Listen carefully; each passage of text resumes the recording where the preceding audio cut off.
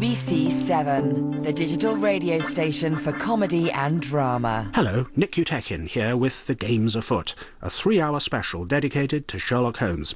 It was a memorable run of broadcasts by Clive Merrison and Michael Williams, and despite Williams's failing health, the BBC's drama department ended up doing all 60 adventures with the two main actors. The enthusiasm in both their voices is wonderful to hear, and Clive Merrison's rather maniacal laugh became quite a talking point over the years. Plans were already afoot for a new run of pastiche Sherlock Holmes stories written by Bert Coules when Michael Williams died in January 2001. On April the 19th that year, Radio 4 carried a repeat of The Final Problem in Michael's memory, and Clive Merrison recorded a short introduction.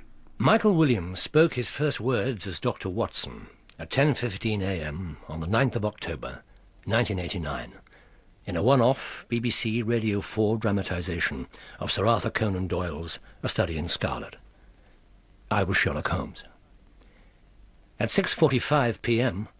on the 26th of May, 1998, we completed the last scene of The Hound of the Baskervilles.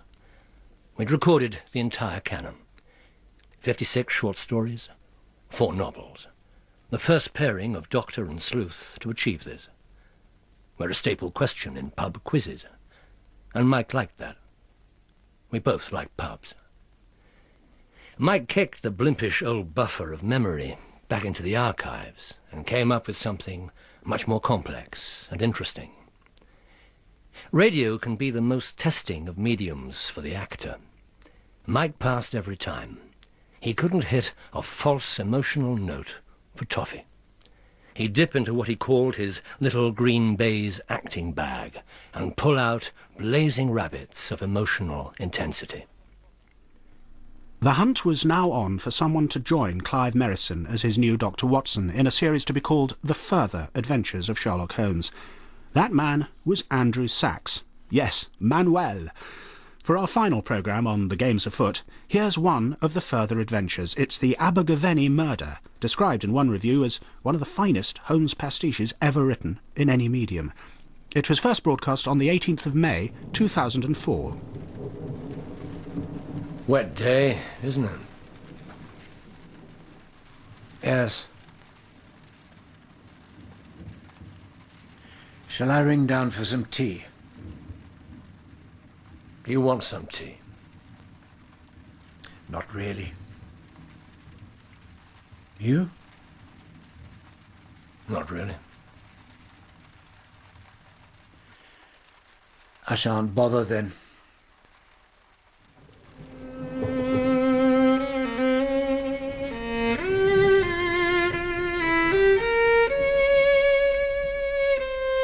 The Abigaveni Murder by Bert Coules, with Clive Merrison as Sherlock Holmes and Andrew Sachs as Dr. John Watson, and featuring Ioan Meredith as the client.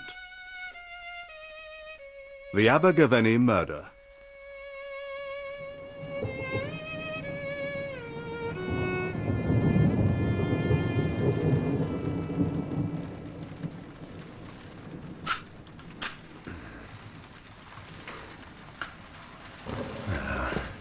Add 3 drops of this.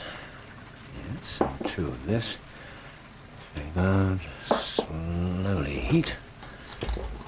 And wait. Wait. Well, come on.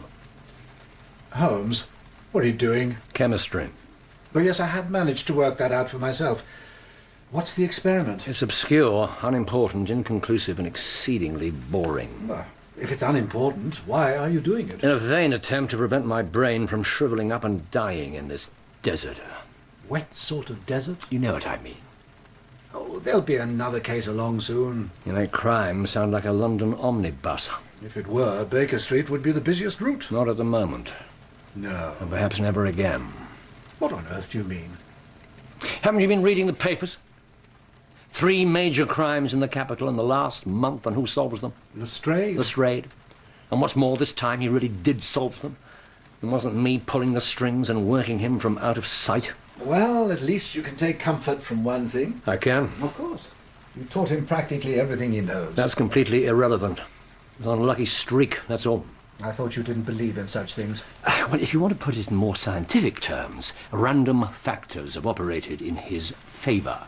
3 times in a row. No need to rub it in. Luck or skill, it won't last. Any day now he'll be round here begging for your help. Crowing in my face more like he and all the rest of them. What's supposed to happen? Not the subtlest change of subject, Doctor. No. Well? The solution clears when it reaches boiling point. And that means?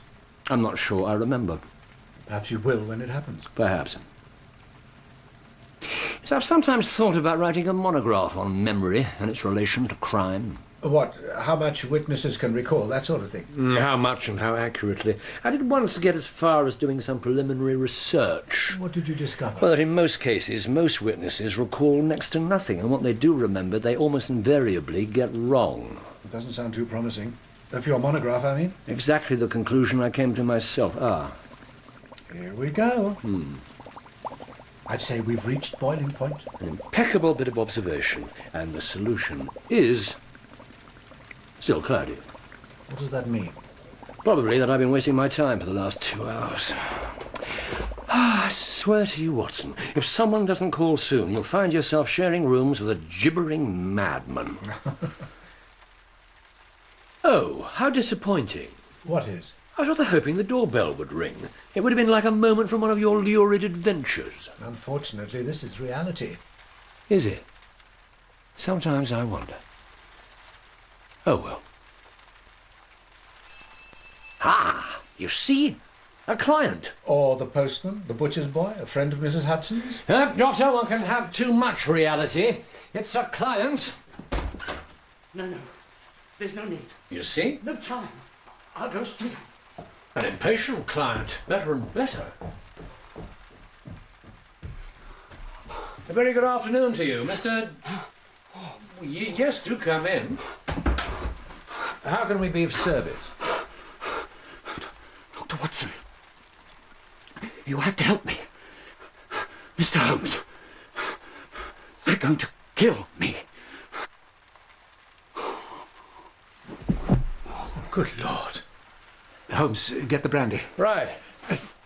Sir, can you hear me? What's wrong with him? Just a moment. Here, give him this. I'm afraid it won't help. He's dead. Dead. Looks like heart failure. They're going to kill me. Are you sure it's natural causes? I can't be completely sure. Not without a post-mortem. Shall I clear the table? Holmes, for pity's sake, a man is dead. Yes, my apologies, Doctor. We must get the police. Yes, I suppose we must. I'll ask Mrs. Hudson to send a note round to the station. Make it Scotland Yard. Oh? I really don't want some local constable stumbling his way around the sitting room, do you? Scotland Yard it is, then. Besides, given the Strait's current monopoly, his colleagues are probably as bored as we are. This will give them something to do. How much shall I tell them? As little as possible. All right. Intrigue them. Dangle some of your trademark suspense in their faces and let their... What's wrong? Incredible. I was about to say, and let their imaginations do the rest. This boredom really has addled my brain. The words Scotland Yard and imagination shouldn't be allowed in the same paragraph, let alone the same sentence. No, you're too hard on them. Impossible. There. I'll take it down. Don't tell Mrs. Hudson what's happened. She'll only want to come up here and tidy the poor chap away. I've no intention of telling her. And I'd better say we're not to be disturbed until the police arrive. Good idea. What did you put? Oh, just that we require their urgent assistance. The reverse of the old situation. That'll please them. Yes, it won't be a moment. Well, both of us will wait for you. You know, I think I preferred you when you were bored. Now, my friend, let's see if you can be more informative in death than you were while you were alive. That's interesting.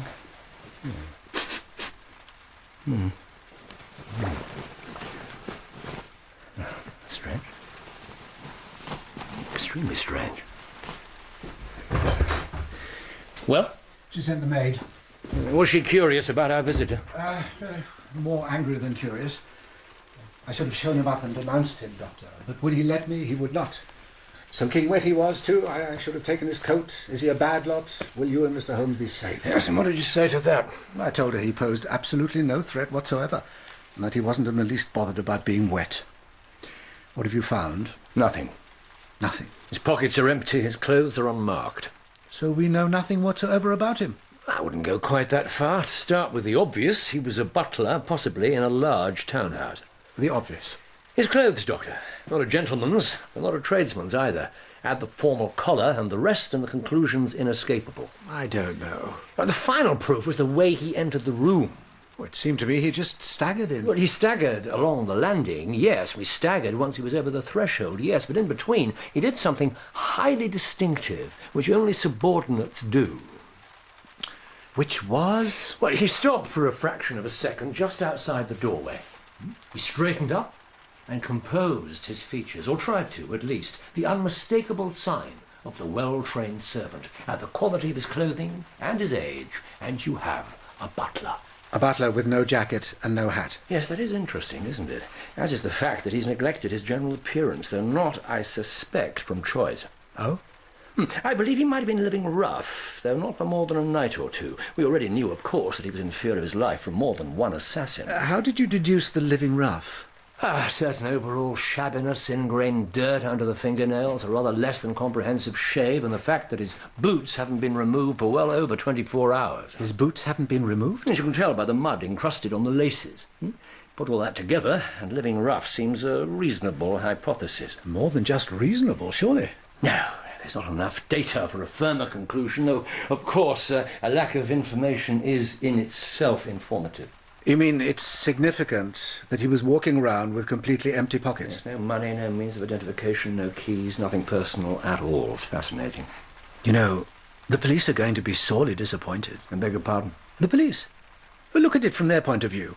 They're summoned here, shown a body, told the tale. They'll expect you to reel off every last detail about this poor chap, from his shoe size to his mother's maiden name. Holmes? You're right. You're absolutely right. Well, don't take it to heart, old man. My reputation, Watson. Oh, come on. No. It's not vanity. Oh? It's sheer practicality. Let the official forces see me fail, and how ready will they be to bring me their cases? I thought they weren't doing that anyway. Then split hairs, Doctor. Sooner or later, they'll come up against something that's beyond even the Strade's lucky streak. Why should they bring it to me if I can't solve a mystery on my own hearthrug? Give them the facts you just gave me. They'll be impressed, all right. No, it's not enough. No. What more do we know? What more? Nothing, surely. There is something. There is something. Do you remember what he said? Of course. They're trying to kill me. No, that wasn't it. I could have sworn. Well, you and almost every other witness prepared to swear on the good book because you're sure. You're wrong, nonetheless. All right, then, what did he say? He said, they're going to kill me. Not trying, going. Is that really a significant difference? Oh, shame on you, Doctor. And you a man of letters. Well, I understand the distinction. I just meant, given the state he was in, would he have been that careful with his choice of words? I believe so. And there's something else. Do you recall the whole of what he said? Not just the part that grabbed your writer's imagination. Well, let me see. While he was still downstairs, he insisted on coming straight up. I don't remember the exact words he used, though. No, not to worry. The speed and the anxiety are the significant factors there. What about when he reached the room? Well, he said something like, Mr. Holmes, I need your help. They're trying... No, they're going to kill me. And once again, you'd be prepared to swear to that, would you? Well, since you ask me, no, of course I wouldn't. I've obviously got something wrong. A detail. But if I'm right, a highly significant detail. All right, then, what did he say?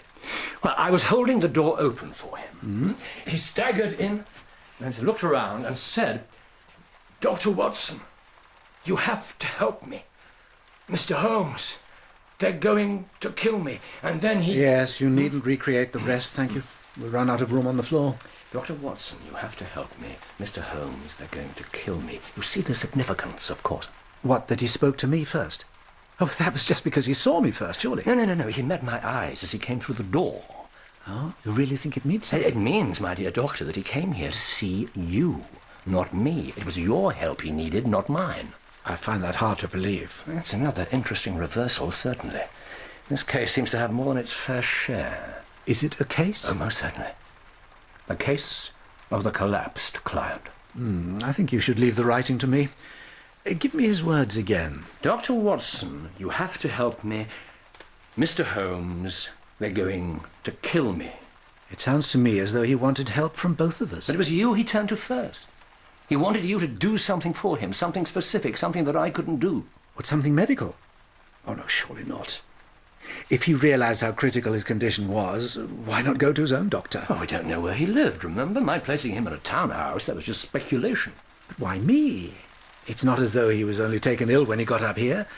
He must have been feeling bad while he was still down in the street. Why not ask someone there for help? Why not stop a policeman? Now, that is a very interesting question. Yes, but back to our main investigation. Let's allow that he came here specifically to talk to you, to Dr. John H. Watson. What is it about your good self that made him do so? My medical qualifications are nothing special. I've been in the army.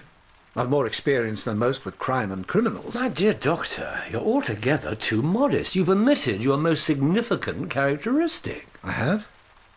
Watson, you're famous. Oh, I'd hardly put it as strongly as that. Well, you should. It's as capital a mistake to undervalue yourself as it is to do the opposite. You are John H. Watson, author. John H. Watson, biographer and confidant of Sherlock Holmes. John H. Watson, on whose every word hundreds of readers... Thousands. My point exactly. John H. Watson, on whose every word thousands of avid readers hang enthralled and entranced. What you have, what our unfortunate friend there needed, is an audience. You're suggesting that he wanted me to tell his story? To publicise his case, exactly. What you see on the rug, my dear doctor, is a man who believed that he'd been done some grievous wrong. And more than that, he hoped that the weight of public opinion might have put things to rights if only the facts could have been shouted abroad. It's an awful lot to hang on the order of words in a sentence. But it makes logical sense, admit it. Yes. Yes, it does. We progress. But what on earth could his story have been? Someone was going to kill him. No, more than one person. He said, they're going to kill me. Oh, a criminal gang of some sort? A secret society out for Now, revenge? you raise an important point. Why didn't he stop a policeman down in the street? And more significantly, why didn't he simply go to the police in the first place? I mean, wouldn't that be the first instinct of any law-abiding citizen faced with a threat of death? Yes, it would. So he wasn't a law-abiding citizen? Well, it's a possibility, and one we can use as a starting point. Right. The man is a criminal, one of a gang. As you suggested, he falls foul of the others, he double-crosses them, and they swear revenge. No, I'm sorry, that won't work. Oh, why not? Because The Strand is a family magazine. No criminal would expect me to publish his story there. Some of your stories... Have been carefully edited for public consumption. You know that perfectly well. No, if this man expected me to publicise his case, then I don't think he could have been a criminal. Besides, appealing to the public, that's the act of an innocent man, isn't it? Yes, you're right. And of course the real answer's been staring me in the face. It has? Where can a hitherto respectable man acquire grime and general dishevelment in a very short space of time? Well, several places spring to A mind. hitherto respectable man who pointedly avoids talking to the authorities? Good Lord. You think he'd been in prison? Well, at the very least in a holding cell in a police station, which means he must have escaped, hence the anxiety, the rush, and the empty pockets. Ah, because his possessions would have been taken away. Standard procedure. And however attached a man might be to his pocketbook and his keys, if he just escaped from his cell, I doubt if he'd stop to retrieve them. Besides which, you've already said that his state of mind would have been confused. In the extreme, if you're right. And coupled with his failing health, yes, I'll allow that it's possible. Well done, Holmes. Well, I think we can go further. A man recently in jail who declares that he's about to be killed. The death penalty? It seems a reasonable assumption. Murder? Or treason? In either case, he was so utterly convinced of his own innocence that he went to extraordinary lengths. A police station holding cell isn't an easy crib to crack. You don't think he's faced trial yet? He doesn't bear any of the signs of a condemned man. His hair's not been shaved, and those hands certainly haven't seen hard labour, even for a short time. No, you're right. So, no trial yet, but he was completely convinced that he'd be found guilty. The evidence against him must be overwhelming. Probably circumstantial. Caught standing over the body with a gun in his hand, that sort of thing. Add a motive, and there you are. Doesn't take much to condemn a man to death. I'd like to think it took more than that. Couldn't he have brought character witnesses? We don't know his character, do we? For all we know, he might have been a bully and a thug. That doesn't necessarily make him a murderer. It makes it easier for the police to decide he's the right man for the vacancy. Present them with a likely enough candidate, and they do tend to stop looking. Outrageous. When the police get here, will you tell them so? Well, I would if I thought it would do any good. But whoever comes, and whenever they turn up... How long do you think it'll take? It's unlikely they'll have any direct connection with his case, whatever it was. So we might never know. Unless he has still more to tell us. Is that likely? No, probably not. Well, my friend, we found ourselves in some strange situations in the past. But waiting for the official constabulary to remove a corpse from our sitting room floor is probably one of the strangest. There's no probably about it. And the rain stopped. So it has. I wonder... What? I wonder if I could determine which station he was held in. Is that possible? Yes, it could be. It depends on the dirt under his nails. Yes, let's have a closer look. Pass me a sheet of paper, will you? Oh, yes. Here. Yes, thank you. And small scissors from my desk. Which drawer? Left-hand top. In with the lockpicks and the handcuffs. Right. Here. Good, thank you. Now, if there's enough material to work with... Is there? I'm not sure. To tell you the truth, I'm also not sure. It would be distinctive enough anyway. The walls of a cell are not particularly individual. Now, if he'd been crawling around on his hands and knees in the mud outside the station, I'd be rather more confident. Now, sometimes I wonder if Scotland Yard will ever recognise the power of science in this work. Will there ever come a day when there's a microscope in every police station in the land? Only if they can find a way to make tea with it. Now, let's see. Anything? Nothing. Brick dust, general grime, could have come from anywhere. So he's told us all he can, has he? Taken his secrets to the grave. Not necessarily. What do you mean? I've been investigating the wrong part of his life. It's what happened before he was arrested that's the real point. Don't you agree? Well, yes, but we can't find out anything about Watson, that. how many times have you heard me astound a client with a list of deductions? You've recently been in China. You have a liking for strong coffee. You're a mason. Your maiden aunt died suddenly last October. I can't say I actually recall that last one. Never mind the details. It's the general principle that matters. Well, then yes. I've seen you do it dozens of times, as you know full well. Written up a few of them, too. But so what? Well, there's the client. There's no reason why I can't do it to him just as much as anyone else. I thought you already had. Oh, there has to be more. Help me turn him over. Do you think we should? Well, there's precious little more to be told from a view of his back. But shouldn't we leave him exactly where he fell for the police to see? The police? They'll look at him and make their one stunning deduction, blimey governor, he snuffed it, and then they'll cart the unfortunate gentleman away. We could strip him naked, wash the body, anoint him with strawberry jam, and then cut off his head, and your average Scotland Yarder would scarcely even notice.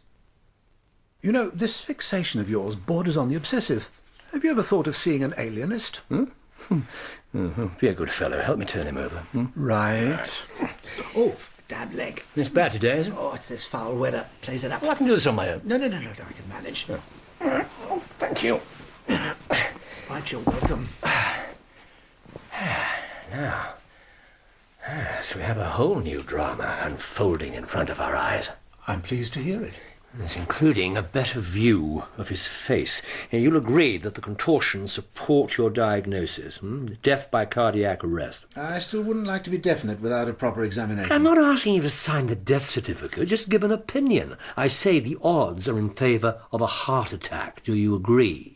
Yes, they are. Very good. Then for the moment at least we'll rule out some exotic murder weapon. No darts from a blowpipe or snakes down the bell rope for your readers this time, I'm afraid. Oh, well. Yes, but enough of these distractions. We don't know how long we've got until the Yard honours us with its presence. So,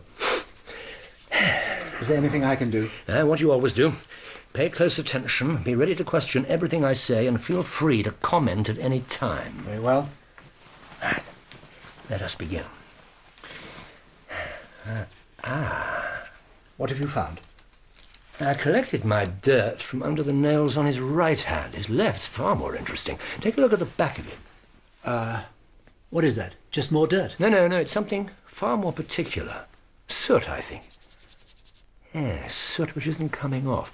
I want a doctor to hold his wrist for me, would you? Yes, of course. Yes, thank you. Ah, yes, look at his shirt sleeve. Looks like the same stuff. I believe it is. Perhaps he just brushed up against something. Perhaps. For now, it's just a fact to be noted and filed away for future reference. Yes, we can add something else to our store of information. I was a little hasty when I said there was nothing in his pockets. Here. Looks like ash of some sort. His old Virginian ready rubbed, smoked in a cherry wood pipe, and from his left-hand coat pocket, So, the odds are very good that he was right-handed. Handkerchief in the right pocket, pipe in the left. There are exceptions, but as you say, the odds are in favour. Another fact for the file. Anything else? Not that I can see. So, what do we have? A man of advancing years, a butler in a good household, an individual accustomed to deference and possibly respect from his staff and appreciation from his employers. Who finds himself involved in some sort of crime. I suppose murder's more likely than treason. Murder it shall be then until we learn differently. Our man's discovered in a position so compromising that his guilt seems quite certain. The police are summoned. He's arrested and led away under guard, not being permitted to dress properly, only to throw an outdoor coat over his shirt sleeves. Ah, the missing jacket. Yes, that makes sense. It's taken away, locked in a cell, a none too secure cell as it turns out, so we might be talking about a country setting rather than a town one, after all. Imagine the effect all this has on him. His dignity destroyed, his loyalty impugned, not to mention the shock if the murder victim was someone he knew well. All that on top of failing health, if I'm right about the weak heart. He knows that he's innocent. He says as much to the police. But they're more than content with their circumstantial evidence, whatever it is. And driven by his despair, he somehow breaks out of his captivity and comes here to us. Holmes, that's masterly. Bravo. Thank you. What's the matter? It should be possible to find out more. More? Oh, come on. Those marks on his hand. Perhaps if I take a sample... Oh, damn. Oh, you think it's the police? Why do they have to choose today to move faster than their customary crawl? It's not the Yard. No? No, it's the boy from the newsagents with the early evening editions. Well, I might still have time. Watson, where are you going? Well, down to get the papers. I don't want Mrs. Hudson to come walking in here and find you crawling all over a dead butler. No, you're probably right. Yeah. Yes, right. Scalpel, I think. Yes, scalpel. Sheet of paper.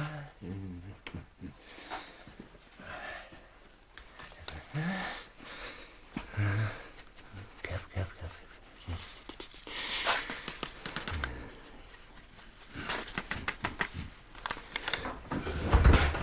Holmes?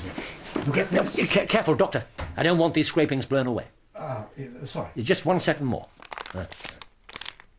There. You can come in now. It's in the papers. They've all got the story. Huh? What story? Shocking death of the head of one of the oldest families in the realm, Edward John Neville, 14th Lord Abigaveni of Cuckfield House in the village of Eridge West. Just the south of London? Yes, was shot dead last night by his butler, Mr. James Davison.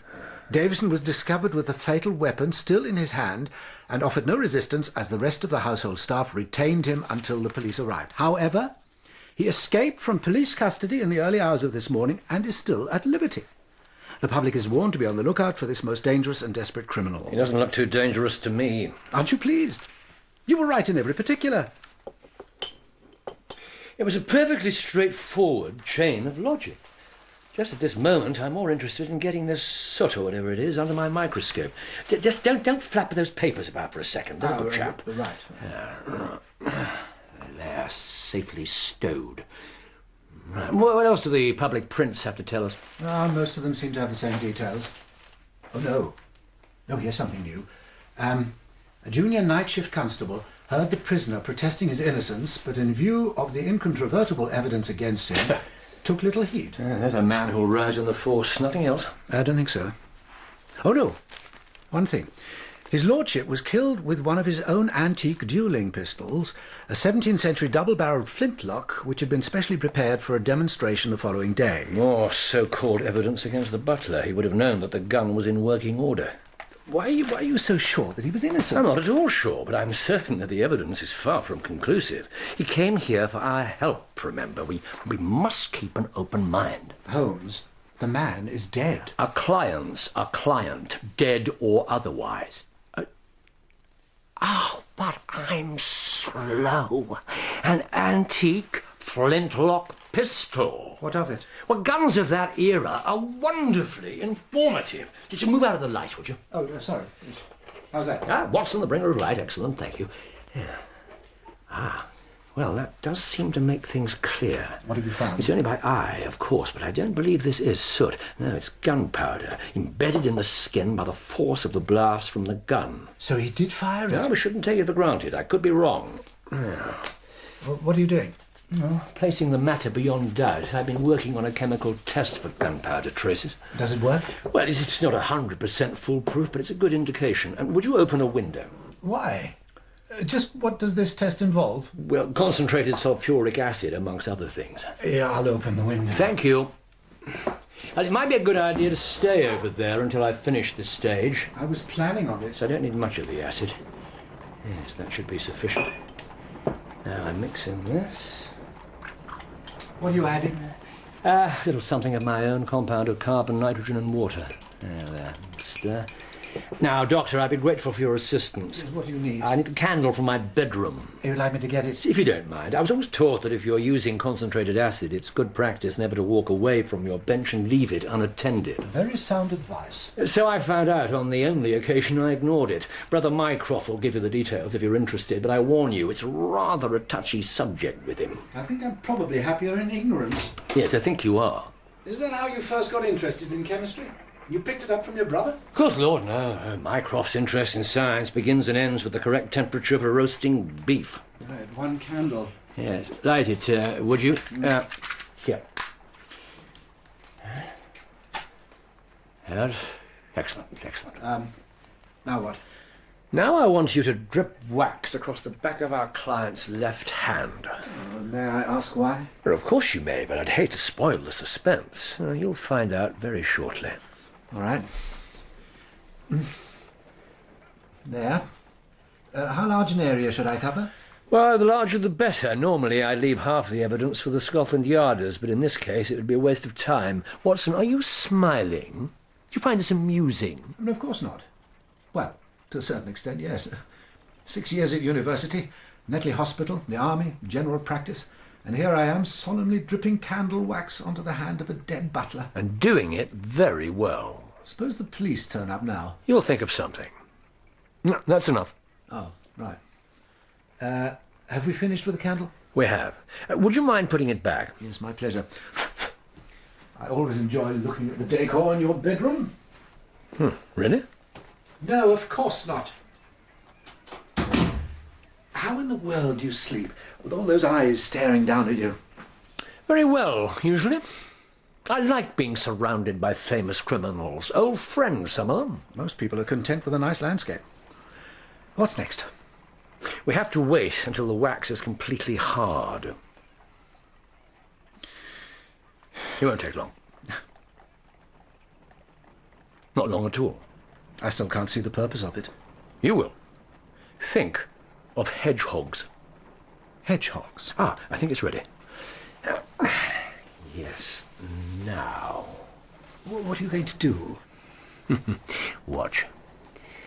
We have to prise off the wax without breaking it, which is not always easy. Here it comes. There. You see? It pulls away the embedded dirt. That's damnably clever. The dirt, any other particles, a few hairs. Yeah, I got the idea from the way gypsies cook hedgehogs, except they use clay, of course. Isn't the skin pattern fascinating? I suppose I must look at my hands 100 times a day, but I've never consciously taken it in before now. You look, but you don't observe, as I believe I've told you before. The odd time or two, yes. But observe now. You're looking at the future of detection. Skin patterns? Specifically on the ends of the fingers. Oh, you mean this new theory. You really think there's something in it? Depend on it. But for now, that's not what I'm interested in. Now, the final stage of the test. The wax goes into a dish. The sulfuric acid solution is dripped onto it. And? Takes a few seconds.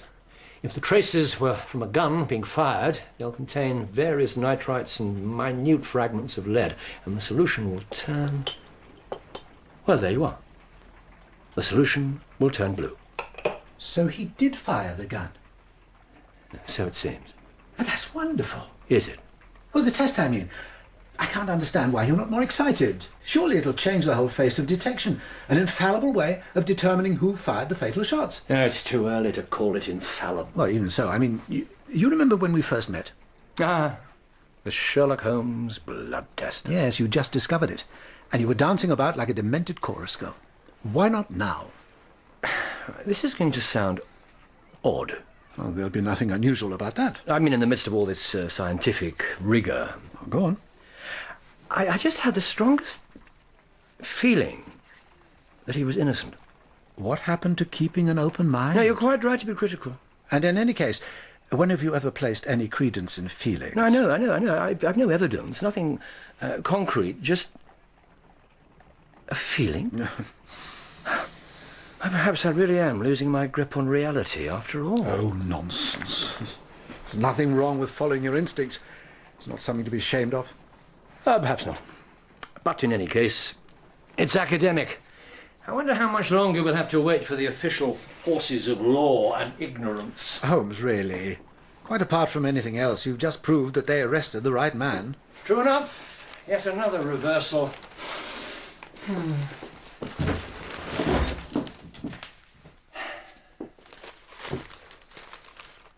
Fool. I beg your pardon?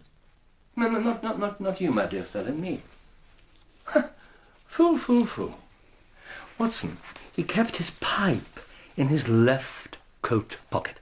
Well, yes, so you said. What of... You've seen it. It's not conclusive. No, it's not, but it's highly suggestive. You said it yourself. The odds are that he was right-handed. So what was he doing firing a gun with his left hand? Exactly. Of course he wasn't. Well, then... Now, just one moment while I check my theory. Aha! The palm of his hand. What's the significance? There's even more staining on the palm. Once I saw the back of his hand, I stopped looking. A beginner's mistake. Well, how did the stuff get on Then his palm? compounded by totally neglecting his right hand, an error which I shall now rectify. Well? The right palm's the same as the left. Coated. If he held the gun between his two hands... Now, it still wouldn't produce this pattern. What then? The late Mr. Davison didn't fire the gun at all, but he was standing close to the person who did. There was someone else there. And what's more, Davison was reaching out to the gun, either to grab it or simply to push it away from its target. Like so, you see? Well, that would account for the marks on the palms. What about the back of his left hand? Let's see. Yes, right. You're the killer. All right. All right? Just there, you stand so. Yes, the gun's in your right hand, levelled at his unfortunate lordship. Like so? To the life. And I am Davidson, faithful old family retainer. I come into the room, see this appalling sight, move towards you as quickly as I can manage. And I? You fire, you shoot Lord Abigaveni. There's a considerable noise. Bang? Thank you, Watson. And a cloud of discharged particles and smoke, which, thanks to my position slightly behind you and to your right, embed themselves in the back of my left hand. Why not your face? Well, because my instinctive reaction was to shield it with my hand. You see? Right. Yes, I keep moving towards you, turning slightly, this time with my hands outstretched to grab the weapon, or possibly your arm. And I fire again. Bang! Thank you, yes, neatly coating both my palms with a discharge from the gun. What do you think? That's wonderful. Thank you. So he was innocent. I knew it. That much desperation doesn't arise from fakery. He must have walked in on his employer and the killer as they faced each other. But if a third person was in the room, why didn't any of the other staff mention it? Come to that, why didn't Davison tell the police himself? You supplied the answer a few minutes ago. Yes. Yes, I did. Wait. Yes, here we are. Davison was discovered with the fatal weapon still in his hand and offered no resistance as the rest of the household staff retained him until the police arrived. No resistance. He was too shocked to speak. Exactly. It wasn't until late at night that he was heard trying to tell his side of the story, and then only by some fresh-faced lad barely out of training who paid him no heed. All right. That explains why Davison didn't mention the true killer. What about the rest of the staff? The man... If it was a man. The killer, then. He, or she, must have been admitted to the house. Evidently not. One of the other servants? It's a possibility. But you don't think so? No, a more immediate effect of discharging a pistol, especially in antique flintlocks, the highly distinctive smell. It permeates the clothes and the hair. A servant reeking of gunpowder would surely be noticed by the rest of the staff, if not in the murder room, then later, below stairs. So the killer got into and out of the house without being seen? So I read it. Lord Abigaveni. What do we know about him? Well, next to nothing, I'm afraid. Let's see if the good old index can be more helpful. Right. Larry Green, the Limehouse lounger. Latimer Street slaughter before your time, that one. It's Legion of Honour. The lighthouse, the politician, and the train cormorant. Tedious little case, that. There's the long man of Wilmington. And... the noble Lord Abigaveni. Well. What? Holmes, don't be so infuriating. My apologies. I got quite caught up in the saga. What saga, for heaven's sake? And why have you collected information on this Abigaveni anyway? It was for a case some years ago. You were away at the time. Now, don't look at me like that, Watson. It's a very commonplace affair. Nothing for your readers to get their teeth into. But you turned up something about Lord Abigaveni that's still relevant? Yes, I believe so. He was quietly selling off most of his possessions. Pictures, furniture, heirlooms. Very quietly. I'm pretty sure even the old man's son didn't know about it. He was in serious financial trouble, and he didn't tell his own son. The pride of the landed classes. And the boy lives overseas, so it would have been an easy deception. But that's beside the point. Now, let's suppose that the intervening years have done nothing to change the situation. More and more of the son's due inheritance is sold off until finally, the last to go, his lordship has to part with his prized possessions, his collection of antique firearms. The murder weapon was cleaned specially for a demonstration, it said in the paper. Exactly. What if the boy finally got wind of what was going on? How would he react? Deep disappointment that his father hadn't felt able to confide in him? Yes, and in all probability despair at the hopelessness of his own future. Well, certainly. And out of that despair, fury, hatred. The boy comes back to England, confronts his father. And kills him? Well, think about it. Who better than the son to come and go as he pleased without exciting any suspicion? Who better to know the fastest route to the nearest convenient hiding place until the hue and cry had died down? It does hang together. Yes, but you resist the very notion of a son murdering his father. Well, yes, of course I do. That level of hatred, it's not natural. Well, natural or not, I'm afraid it happens. And my theory, it does, as you say, hang together. It does.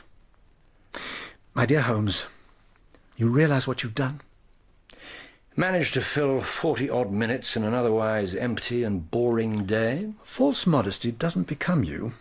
You know perfectly well what I mean. You've not only identified our wretched caller and deduced why he was here, you cleared his name and identified a prime suspect for the real criminal.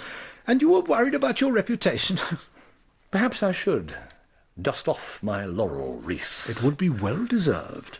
But not until after the police have gone, I think. The police? I'd totally forgotten they were coming. I can't wait to see their faces as you take them through the whole thing. Listen. I can't hear anything.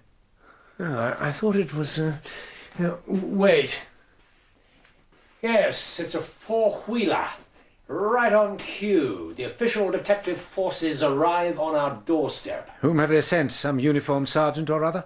No, not exactly. Watson, I believe I'm going to enjoy this. Oh, we mustn't let Mrs. Hudson come up.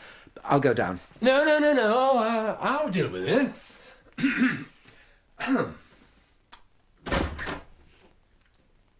Lestrade, my very dear fellow, won't you come up?